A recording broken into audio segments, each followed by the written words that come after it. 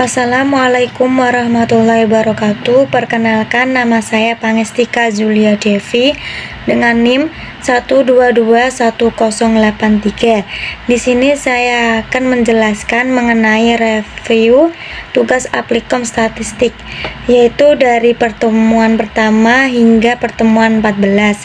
Yaitu yang pertama, saya di sini kemarin disuruh mendownload APK SPSS sebagai modul pembelajaran. Terus pertemuan yang kedua yaitu ada pemasukan data, tanggal pertemuan 25 Maret 2022. Terus pertemuan yang ketiga yaitu ada mengolah data, tanggal pertemuan yaitu 1 April 2022. Terus pertemuan yang keempat yaitu mengenai penyajian data, yaitu tanggal pertemuan 8 April 2022.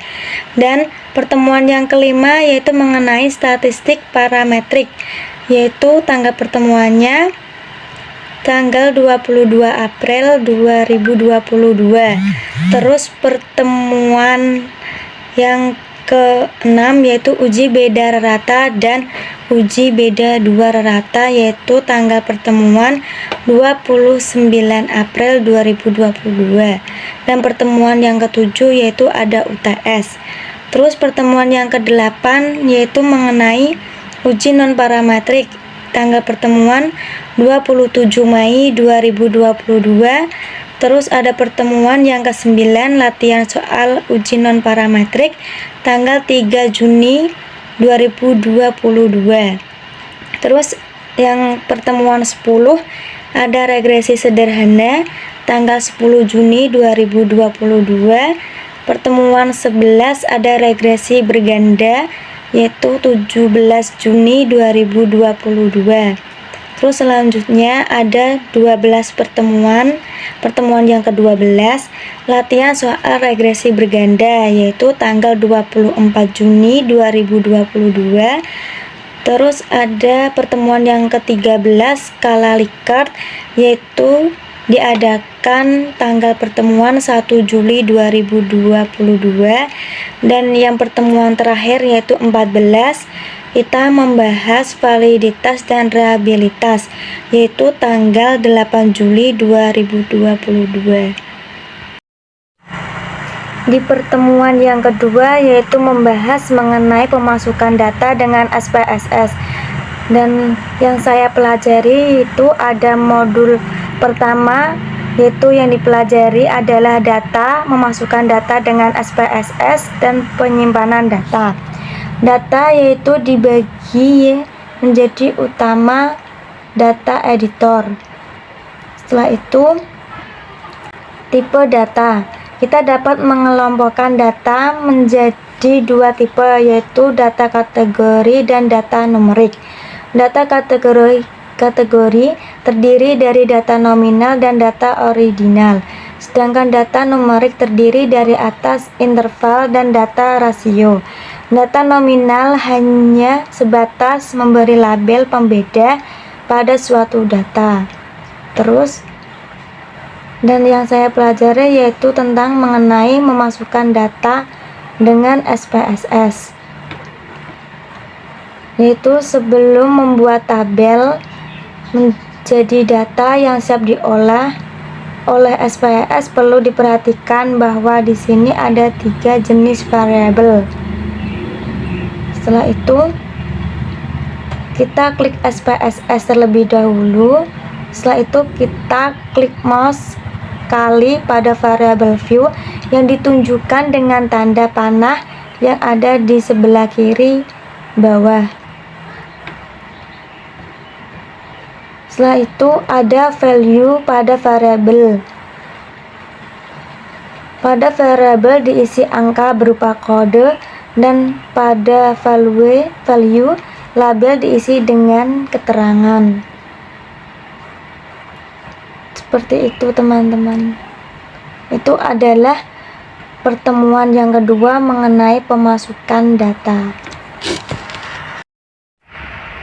Yaitu dengan pertemuan yang ketiga yaitu ada tugas dengan yang membahas mengenai pengolahan data atau mengolah data. Mengolah data statistik deskripsi lebih berhubungan dengan pengumpulan data dan peringkasan data, serta penyajian hasil peringkasan tersebut. Data-data statistik yang bisa diperoleh dari hasil sensus, survei, atau pengamatan lainnya, umumnya masih acak-acak atau mentah, dan tidak terorganisir dengan baik. Data-data tersebut harus diringkas dengan baik dan teratur, baik dalam bentuk tabel atau presentasi grafis. Penyajian tabel grafis yang digunakan dalam statistik deskripsi seperti distribusi frekuensi, presentasi grafis seperti histogram, pie chart, dan lainnya. Untuk mendapatkan gambaran yang lebih jelas tentang data, selain dengan tabel dan diagram, masih diperlukan ukuran-ukuran lainnya yang merupakan wakil dari data tersebut. Ukuran yang dimaksud yaitu mengenai pertama ada ukuran pemusatan, yaitu ada rata-rata hitung atau mean, median, dan modus. Terus yang kedua ada ukuran letak, kuartil, dan persentil. Terus ada ukuran penyimpangan atau penyebaran, yaitu ada rank, ragam, dan simpangan baku dan galat baku. Yaitu yang lainnya ada skewness adalah tingkat kemiringan. Terus kurtosis adalah tingkat keruncingan. Pada berbagai statistik ini seperti mean dan modus sebagai ukuran gejala pusat, median kuartil 1 dan kuartil 3 sebagai ukuran letak, rentang simpang baku variasi sebagai ukuran variasi, ukuran kemiringan yaitu skewness, dan kurtosis sebagai ukuran keruncingan. Dengan seperti itu, memasukkan data ke SPSS, kita dapat melalui aplikasi SPSS dengan pilih klik mouse pada menu analisis, kemudian ke deskriptif statistik, lalu deskriptif. Selanjutnya, klik mouse satu kali pada option dan klik mouse satu kali pada mean, standard deviation, variansi, rank, minimum, maksimum, kurtosis, skewness, dan mean, dan continue. Seperti itu. Itu adalah yang kita bahas, yang kita pelajari dari tugas pertemuan yang ketiga. Dengan pertemuan yang keempat, saya diberi tugas yaitu mengenai penyajian data. Pengajian data dalam bentuk diagram. Dalam penelitian pendidikan, pengelolaan, dan penganalisiran data mengenai peran penting data yang telah dikumpulkan terkadang sulit ditafsirkan. Oleh karena itu, data tersebut perlu disajikan dalam sebuah tabel atau diagram atau grafik. Setelah praktikum kita diharapkan terampil menyajikan data dalam bentuk tabel atau grafik dengan menggunakan program SPSS. Yaitu yang pertama ada diagram batang. Kita yang pertama masuk ke SPSS, setelah itu kita menu ke graphs atau ke graph, klik legacy dialog, lalu pilih menu submenu bar. Selanjutnya klik sampel pada retain card car, pilih dan klik mouse satu kali pada summarize for group of cases. Setelah itu klik satu kali lagi ke define. Untuk kotak pada kategori axis diisi dengan variabel pada sumbu datar. Untuk bars represent diisi oleh nilai pada sumbu tegak. Selanjutnya klik mouse satu kali pada titles untuk memberi judul grafik. Terus yang kedua ada diagram lingkaran, yaitu yang pertama masuk ke SPSS terlebih dahulu, terus data menu utama SPSS, klik graphs, terus selanjutnya pilih menu pie. Setelah itu pilih klik mouse satu kali pada summary for group of cases, kita pilih define, lalu slices represent. Setelah itu ke order sum list function, division list p, tapi diisi dengan variabel kualitatif dan klik OK. Terus yang ketiga ada diagram garis, yaitu langkah-langkahnya seperti biasanya. Masuk ke dalam SPSS terlebih dahulu, terus selanjutnya ke Graph, terus latensi dialog, submenu line. Kalau lingkaran itu pi, kalau garis itu line. Seperti itu teman-teman. Itu adalah mengenai pertemuan yang keempat. Yang dibahas adalah mengenai penyajian data. Pertemuan yang kelima yaitu membahas mengenai uji parametrik dengan SPSS. Statistika parametrik adalah suatu ukuran tentang parameter, artinya ukuran seluruh populasi dalam penelitian yang harus diperkirakan dari apa yang terdapat di dalam sampel atau karakteristik populasi. Salah satu syarat umum yang harus dipenuhi apabila seorang peneliti akan menggunakan statistika parametrik yaitu normalitas distribusi atau asumsi ini harus dipenuhi karena yang pertama, secara teoretik karakteristik populasi mengikuti model distribusi normal. Terus yang kedua, nilai-nilai baku statistik yang digunakan untuk uji hipotesis berdasarkan kepada model distribusi normal. Setelah itu, yang pertama ada pengertian hipotesis. Hipotesis adalah pernyataan sementara tentang populasi yang masih harus diuji kebenarannya, atau hipotesisnya merupakan kesimpulan sementara tentang hubungan suatu variabel dengan satu atau lebih variabel lainnya. Seperti itu. Jadi, hipotesis disebut hipotesis alternatif atau HA, atau hipotesis kerja yaitu HK atau HI atau H1. Hipotesis kerja atau H1 merupakan kesimpulan sementara dan hubungan antar variabel yang sudah dipelajari dari teori-teori yang berhubungan dengan masalah tersebut. Untuk penguji H1 perlu ada pembandingan yaitu hipotesis 0 atau HO biasanya disebut H0 juga sebagai hipotesis statistik karena digunakan sebagai dasar pengujian. Terus setelah itu langkah pengujiannya yaitu ada langkah-langkahnya. Yang pertama, tetapkan H0-nya versus H1. Terus yang kedua, tetapkan tarif signifikannya atau A. Terus yang ketiga ada pilih statistik uji yang cocok. Terus yang keempat ada hitung statistik uji. Terus yang kelima ambil keputusan uji.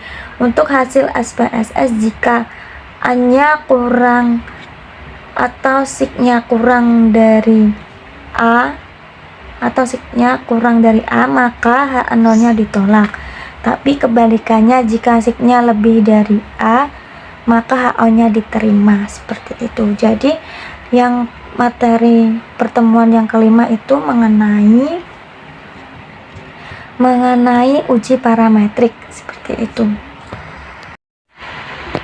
Dengan pertemuan yang keenam, saya diberi tugas dengan applikom statistik yaitu mengenai uji beda rata. Uji beda rata adalah menguji apakah rata populasi dua kelompok U1 sama dengan U2 adalah lebih, kurang, atau sama. Hipotesis yang dapat disusun yaitu H0 sama dengan U1 sama dengan U2 versus H1 sama dengan U1 sama dengan U2 atau H0 sama dengan U1 sama dengan U2 versus H1 sama dengan U1 atau lebih dari U2. Terus yang ketiga ada H0 yaitu sama dengan U1 atau sama dengan U2 versus H1 sama dengan U1 atau kurang dari U2. Seperti itu. Dan di sini ditetapkan H0 versus H1 rata beban yaitu uji yang cocok atau kriteria pengujian. Uji T dikarenakan sampel. Terus untuk hasil SPSS, jika sigma kurang dari A maka H0-nya ditolak. Terus langkah-langkahnya yaitu kita membuka SPSS seperti biasanya, terus kita klik analisis, terus kita klik complement, kemudian klik test variable, masukkan variabel perusahaan ke grouping variabel, terus klik continue, terus klik optionnya isikan 97% tingkat keyakinan pada confidence eval persen. Selanjutnya klik continue, terus di OK, terus kita lihat hasilnya seperti itu teman-teman. Setelah itu kita membahas lagi uji beda dua rata. Untuk data sampel berpasangan dalam pengujian hipotesa beda min, maka harus dicek dulu apakah kedua sampel mempunyai hubungan atau korelasi. Jika uji beda min bisa digunakan apabila keduanya berkorelasi. Apabila korelasi tidak signifikan, maka gunakan cara uji korelasi dan uji beda rata. Seperti itu teman-teman. Jadi yang pertemuan ke-6 itu membahas uji beda rata dan uji beda dua rata. Seperti itu. Dan pertemuan yang ke-7 yaitu UTS. Pertemuan yang ke-8 yaitu mengenai uji non-parametrik. Keuntungan dari menggunakan metode non-parametrik adalah data yang dikelola tidak harus distribusi normal sehingga penggunaannya bisa lebih luas. Penggunaannya dapat digunakan untuk level binomial dan ordinal, terus lebih sederhana dan lebih mudah dimengerti. Jadi di sini uji non parametrik yaitu ada beberapa uji sampel. Yaitu yang pertama ada uji satu sampel, yaitu yang dinamakan uji Kolmogorov-Smirnov. Yaitu uji untuk satu sampel terbagi menjadi beberapa cara. Salah satunya yaitu dengan uji Kolmogorov-Smirnov. Uji Kolmogorov-Smirnov bisa dipakai untuk menguji keselarasan data yang berskala minimal ordinal. Terus ada yang namanya uji dua sampel berhubungan atau dependent, yaitu ada uji peringkat bertanda Wilcoxon. Terus ada lagi uji dua sampel tidak berhubungan yaitu independent, uji Mann-Whitney. Terus ada lagi yang satu ada uji data 3 atau lebih sampel berhubungan yaitu dependent, yaitu uji Friedman. Seperti itu. Jadi yang ke-8 kita membahas uji non parametrik. Dan di mana yaitu langkah-langkahnya. Yang pertama seperti biasanya, yang pertemuan yang ke-9 yaitu hanya latihan soal mengenai uji non parametrik.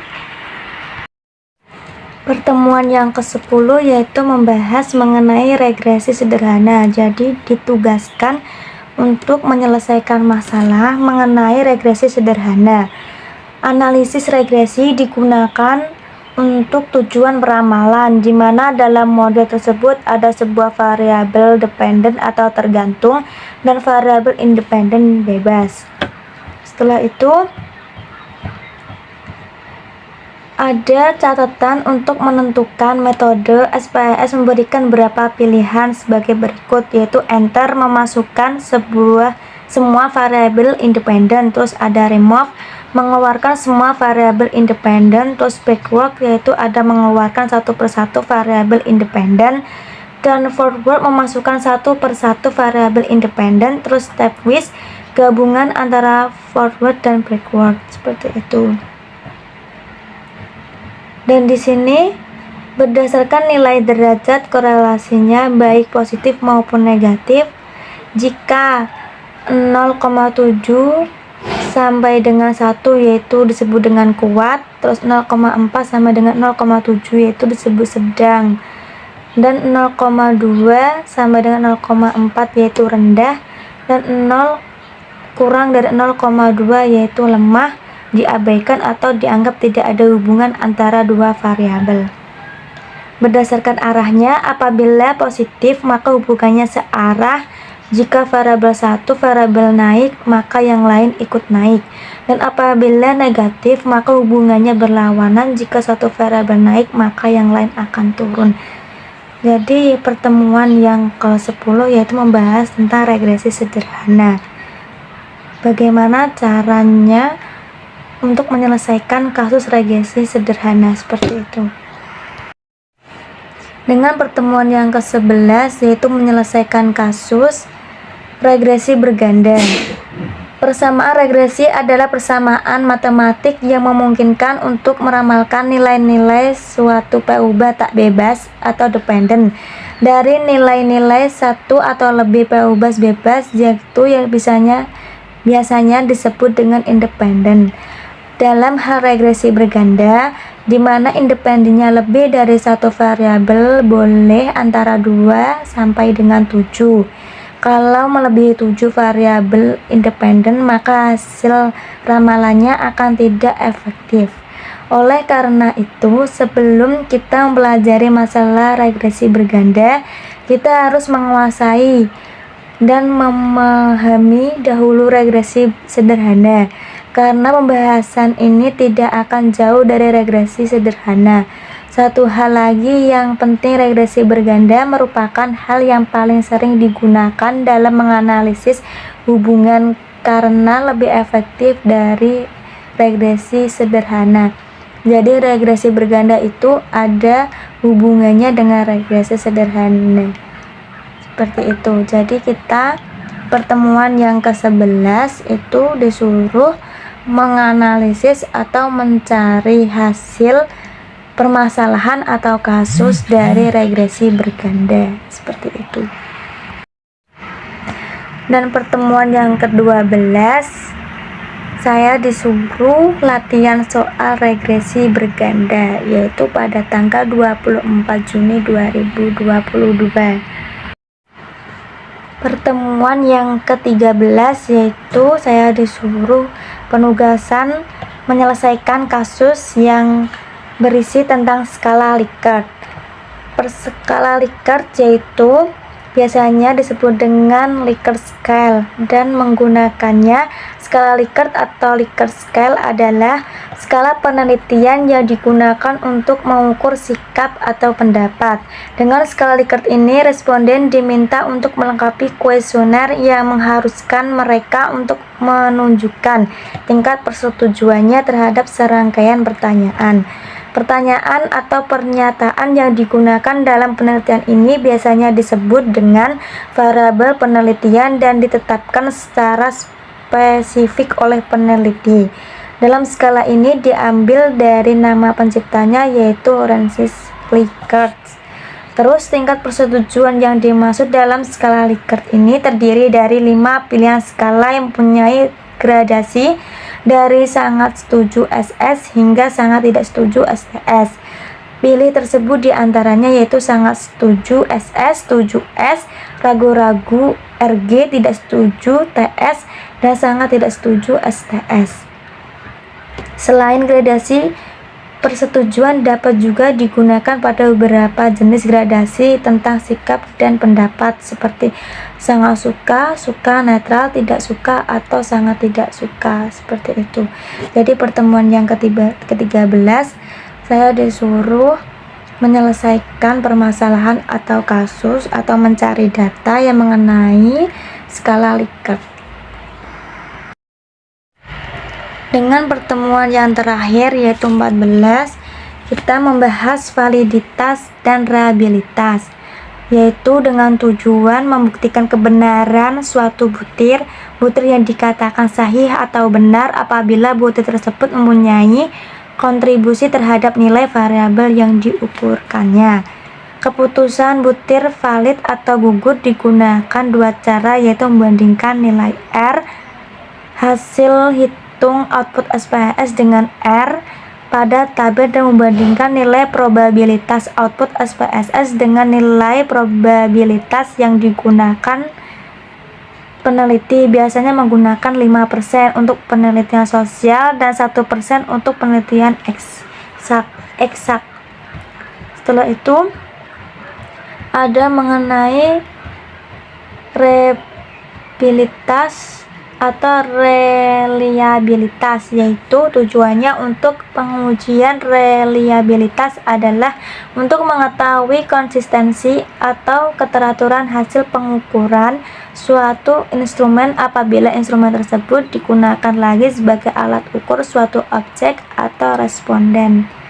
Jadi pertemuan yang terakhir kita semua ditugaskan dari matkul aplikasi komputer statistik, kita mengenai membahas validasi dan reliabilitas, seperti itu. Sekian penjelasan dari saya, review mengenai penugasan aplikasi komputer statistik dari pertemuan pertama hingga pertemuan terakhir.